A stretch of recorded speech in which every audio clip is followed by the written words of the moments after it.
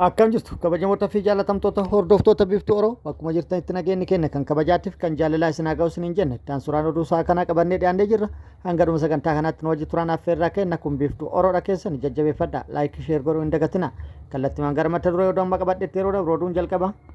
Godinaalee Oromiyaa garaagaraa keessatti miidhaan humnoonni mootummaa tooftaalee garaagaraa fayyadamuun hawaasa bal'aa irratti raawwataa jiran cimee itti fufee jira. Abbaa fi ilma dirqiidhaan gara dirree leenjii waraanaatti geessuun akkasumas namoota leenjii waraanaatiif ga'umsa hin qabne hunda dirqiidhaan guuranii gara leenjii waraanaatti dirqamaan geessaa jiraachuun kan hammaate ta'uun kan himame yoo ta'u, gama biraatiin immoo tooftaalee garaagaraa baasuun saamichi uummata irratti raawwatamaa jiru hammaate jechuudhaan jiraattonni maddeen odeeffannoo garaagaraatiif odeeffannoo kennaniin ibsanii jiru dabalata isaa qabee jira.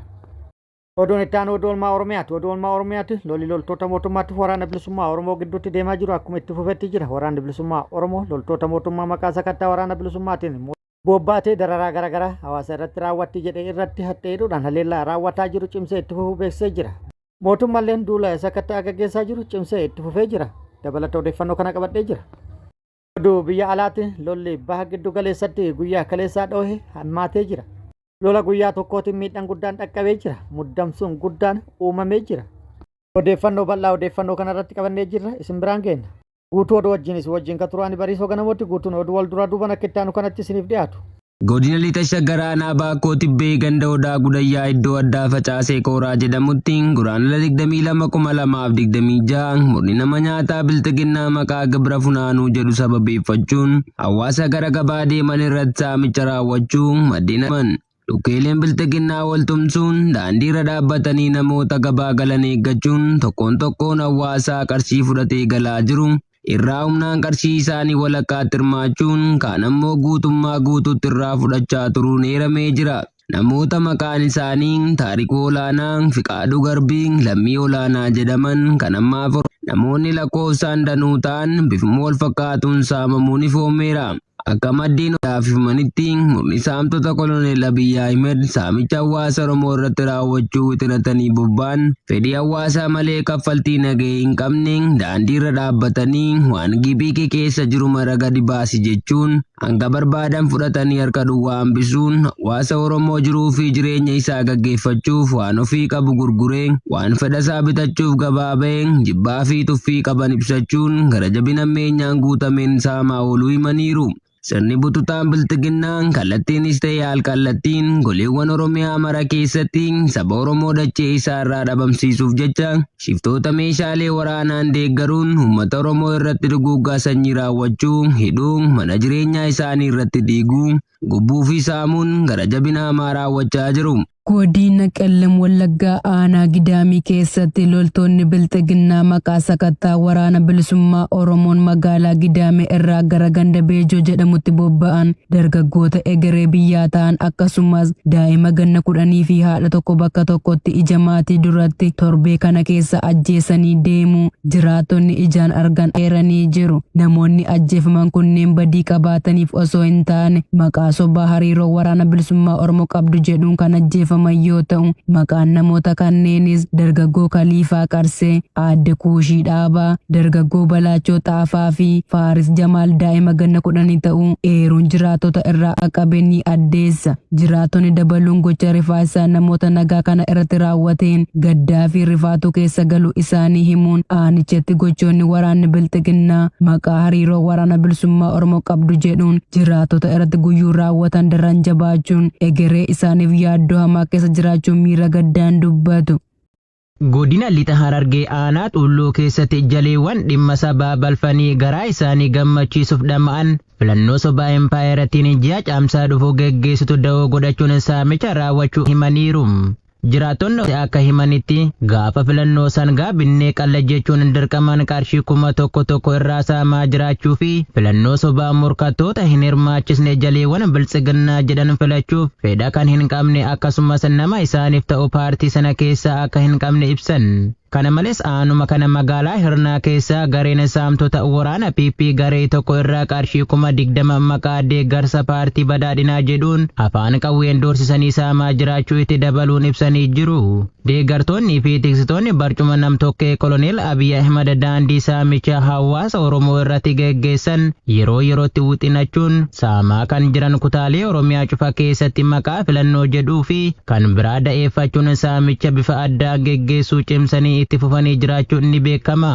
Godina Bahaa Shaggar aanaa dugdaa magaalaa Maqii keessatti guraandhala 27 2026 oduu miliqxee baateen kaabinoonni bilisiginnaa sodaa filannoo fakkeessii fuulduraan dhufaa jiruuf wantoota uummata ittiin goyomsan hedduu tarreessuun akka qopheessaa jiran dhaga'ame. Isaan keessaa kaabineen bilisiginnaa magaalaa Maqii tokko siim kaardii baay'inaan 10 ta'an baafachuun hololla sobaa bilisiginnaan akka filatamuuf miidiyaalee hawaasaa irratti akka tamsaasan gochuuf dirqamni cimaan itti laatamuu oduun miliqxee qabeeni ibsa. Magaalaa Maqii keessatti kaadreen bilisiginnaa adda durummaan gochaa hamaa kana raawwachiisaa jiru kantiibaa magaalichaa nama maqaan isaa Dilboo Urgeessaa jedhamu ta'uun ibsamee jira. Kantiibaan magaalichaa kun nama saamicha maallaqaa maqaa piroojeektoota garaagaraatiin dafqa uummataa saamaa turee fi ittuma jiru yoo ta'u sagantaa caayaa miidiyaa bilisiginnaa OBN irratti dhiyaateen maallaqa hedduu qopheessitoota sagantichaaf kan laate ta'u erga sagantaan darbee tooftaa kennan malee hin argatan jedhuun akka milkaa'e waltajjii irratti dubbachuu isaa hirmaataan waltajjichaa kan maqaan isaa akka eeramu feene tokko deessee jira. Murni bilisiginnaa filannoo sobaa fuula duraatiif yeroo dheeraaf hojiiwwan burjaajii uummatatti ta'uu danda'an ergamtoota isaa tooftaalee annaa yeroo dheeraaf leenjii kennuufiin goleewwan Oromiyaa cufa keessatti akka bobbaasee turee fi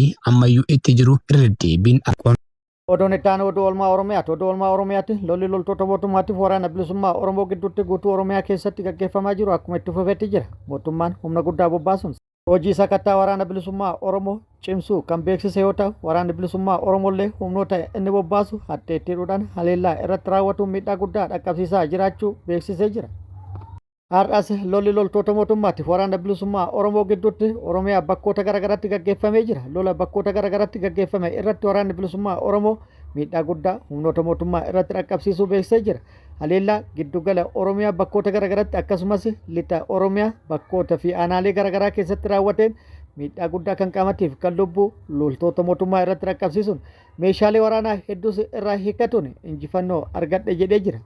Giddugalaa fi lixattis lola bakkoota garaagaraatti gaggeeffame irratti loltoota mootummaa hedduus booji'uu beeksisee jira. Loltoonni mootummaa booji'aman kun hedduun isaanii milishaa kan ta'anii fi milishoonni kun ga'umsaa fi akkasumas muuxannoo lolallee kan hin qabnee fi dirqamaan gara lolaatti kan bobbaafaman ta'uu himanii jiru. Hedduun isaanii bakka lolli jiru hundarratti akka baala mukaatti harca'aa kan jiranis milishoota ta'uu waraanni bilisummaa Oromoo beeksisee jira. Hedduun isaaniillee abbootii maatii hedduu ta'uu fi kan nama gaddisiisu ta'ullee dubbatee jira. Hedduun isaanii kanuma rasaasa qabbaneessanii fi irbaata rasaasaa ta'an jedhee jira. Oduu biyya alaatiin lolli baha giddu galeessatti yeroo dheeraaf ni ka'a jedhamee eegamaa ture dhoohee jira. Lolli baha giddu galeessatti dhoohuun wal qabatee muddamsuun hamaan uumamee jira. Lola jalqabameen balaan dhaqqabaa jiru kan tilmaamuufuu nama dhibu ta'ee jira. Kaleessa ganama Ameerikaa fi Israa'el qindoomuudhaan Iraan irratti haleellaa kan jalqaban yoo ta'u haleellaa jalqabaniin yookaan raawwataniin ajajoota waraanaa ol'aanoo Iraanii fi akkasumas hoogganaa biyyattii ol'aanaa haleellaa irratti raawwataniin lubbuu isaanii galaafatuun mirkanaa'ee jira beekamee jira. Hunda caalaa immoo haleellaan kun rifaatuu guddaa uumee jira. Iraanis haleellaa irratti raawwatameen walqabatee tarkaanfii haaloo ba'uu jalqabdee jirti. Haleellaa jalqabdeenis miidhaa guddaa hangana hin jedhamne dhaqqabsiiftee jirti. Yoo xiqqaate biyyoota 8 irratti haleellaa raawwatuun ija addunyaa hawattee jirti yookaan qalbii addunyaa hawattee jirti. Haleellaa buufataalee waraanaa Ameerikaa irratti xiyyeeffatuun haleellaa biyyoota 8 keessatti raawwatteen miidhaa guddaa kan hangana hin jedhamne dhaqqabsiisuun gabaafamee jira. Haaluma wal fakkaatuun misaa'eloota ishee gara Israa'elitti erguudhaan magaalota Israa'el irratti haleellaa kan raawwataa jirtu yoo ta'u magaalaa Teel Aviv irratti haleellaa raawwatteen magaalattii guutumaan guututti hojiin ala taasifte jedhamee jira. Haleellaa wal irratti raawwataa jiran gama lamaan iyyuu miidhaan lubbuu namoota hedduu irratti dhaqqabuun dhagahamee jira. Namoonni hedduun ajjeefamuun gabaafamaa jira. Haleellaan guyyaa kaleessaa raawwatamaa oole lola guyyaa tokkotti gaggeeffame kan hin fakkaannee fi haleellaa raawwatamaa jiru kanaan wal qabatee lolli kun torbaanii fi miti guyyoota lamaan dhufu qofaa yoo kan dabalatu taate miidhaa hamaa dhaqqabsiisuu akka danda'u tilmaamamee jira. buufataalee Ameerikaa biyyoota garaagaraa keessa jiran irratti haleellaa raawwatteen miidhaa guddaa irratti dhaqqabsiiftee jirti. Akkasumas doonilee waraana Ameerikaa irratti haleellaa raawwatuun doonilee hedduu miidhaa irratti dhaqqabsiisuun gabaafamee jira. Haleellaa Iraan irratti raawwatameenis yoo xiqqaate buufataaleen Iraan 8 hojiin ala ta'an jedhamee jira. Loltoonni Iraan 300 ol ta'an ajjeefamuunis gabaafamee jira. Haleellaa Iraan Israa'el irratti raawwatteenis ajajaan waraana Israa'el inni ol aanan ajajoota hedduu wajjin ajjeefamulleen gabaafamee jira. Jecha hoogganaa ol aanaa Iraan irratti raawwatee walqabatee Teheraan keessatti har'a hiriirri mormii bal'aan gaggeeffamee jira. Gama biraatiin immoo wal doorsisuu fi walitti dhaadatuunis akkuma itti fufeetti jira. Ameerikaan lola ni jalqabne malee lolatti hin seenne. Nama keenya xuyxan taanaan lammii keenya irratti haleellaan raawwatame taanaan haleellaan keenya yoo sana eegala jechuudhaan pirezidaantiin Ameerikaa Doonaald Tiraamp Iraanin akeekkachiisee jira. Iraan illee haaluma wal fakkaatuun lola ni jalqabne malee itti hin seenne. Gaafa lolatti seennee lola eegalle immoo lolli maal akka ta'e ni argitu jechuudhaan dhaadattee jirti. Akkasumas meeshaalee ammayyaa ta'anii fi adda ta'an kan hanga har'aa hin mul'atin itti fayyadamuuf yookaan itti gargaaramuuf qophii taasisaa kan jirtu ta'ulleen maddeen odeeffannoo garaagaraa gabaasaa jiru. Haleellaa buufataalee waraana Ameerikaa irratti raawwataa jirtuu fi Israa'el irratti raawwataa jirtuun misaa'eloonni Iraan qolatamuun hin dandeenye. Walumaa galatti lolli kun halkanii guyyaa itti fufee deemaa jira. Lolli kun torbaan tokko qofaaf itti fufe taanaan miidhaan inni baha giddu galeessatti dhaqqabsiisu kan hin tilmaamamnee fi kan daangaa hin qabne ta'uu akka danda'u hedduun tilmaamanii jiru. Ameerikaa fi Israa'el haleellaa guyyaa jalqabaan hoogganaa olaanaa Iraan Ali Khamenei ajjeesaniiru. Ali Khameneiin nama aangoo guddaa qaban ajjechaa isaanii hordofee gaddi guyyaa 40 labsameera. Kan ajjeefaman garuu isaan qofa miti. Hoogganooti olaanoo 30 ta'an akka ajjeefaman gabaafamaa jira. Kanneen keessaa ajajaan waliigalaa yookiin immoo ajajaan olaanaa eegdota humna warraaqsaa Islaamaa Iraan akkasumas gorsaa nageenyaa hoogganaa olaanaa biyyattii itti dabalees immoo aangoonni biroollee akka ajjeefaman jala jalaan odeeffannoon ba'aa jira. Erga ajjechaan kun raawwatee booda Iraan akka haaloo baatu ibsaa jirti. Guyyaa dilbataas Iraan erga hoogganaan olaanaa ishee ajjeefamee booda buufatawwan waraanaa Ameerikaan giddu galabaa keessaa qaban akkasumas immoo gara Israa'elitti misaa'ilota baalistikii dhukaasaa jirti. Israa'elis akkasuma gara Iraan dhukaasaa jirti. Pirezidaantiin Ameerikaa Doonaald Tiraamp eegdoti warraaqsaa Islaamaa Iraan akka haleellaa hin raawwanne akeekkachiisanii turan. Yoo raawwatanidhanii waan kana dura mul'atee hin beenneen isaan haleellaa jechuun akeekkachiisaniiru. Karuu dubbiin ammallee hin qabbanoofne. Qaamoleen lamaan walitti dhukaasaa dubbiin hammaataa jira. Balaliinis adda citeera. Asirratti garuu waan amma deemaa jiru garamitti qajeeluu mala. Guyyoota muraasa keessatti maal arguu dandeenya?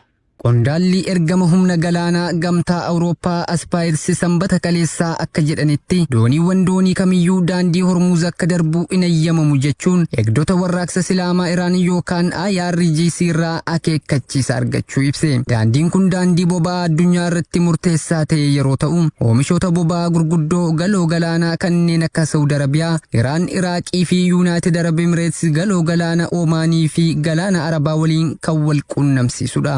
Qondaalli maqaan isaa hin dhaamne Reuters waliin kan dubbate yoo ta'u Iraan ajaja akkanaa kamiyyuu sirnaan hin mirkaneessine jedhan. Ejensiin hojii daldala galaanaa UK kaleessa akka jedhetti dooniiwwan galoo galaana keessa socho'an irraa gabaasa dachaa cufamuu daandii Hormuuz irratti ergaan nu qaqqabe jedhu. Teheraan waggootaaf haleellaa Rippaabilika Islaamaa irratti raawwatame kamiyyuu haaloo ba'uuf daandii bishaanii dhiphoo kana cufti jettee doorsiftee turte. Ameerikaa fi Israa'el kaleessa haleellaa waraanaa Iraan irratti raawwachuun hooggantoota olaanoo ishee irratti xiyyeeffachuudhaan baha giddu galeessaa walitti bu'iinsa pirezidaantii Doonaald Tiraamp balaa nageenyaa US irratti mul'atu xumuruu fi lammiileen Iraan bulchitoota isaanii kuffisuuf carraa ni kenna jedhan keessa galchaniiru. Teheraan haleellaa kana kan hin kakaasnee fi seeraan ala jechuun kan waamte yoo ta'u deebii kennuunis Israa'elii fi biyyoota galoo galaanaa hedduu buufataalee Ameerikaa keessummeessan irratti misaa'ila dhukaasuun ishee ni yaadatama. Waraanni badii fi balaa malee bu'aa hin qabu. Waaqayyoon nagaa haa buusu jenna. Kabajamoota fi jaalatamtoota hordoftoota biiftuu Oromoo oduun ammaaf qabadde kan hanga ammaa kana guutuu oduu wajjin isin wajjin kan ture ani Bariisoo Ganamoodha. Hanga yeroo itti aanutti deebinee wal agarrutti nageenyi Rabbi isiniif haa baay'atu. Nagatti nu turaan hawwii kenna nagatti nu tura.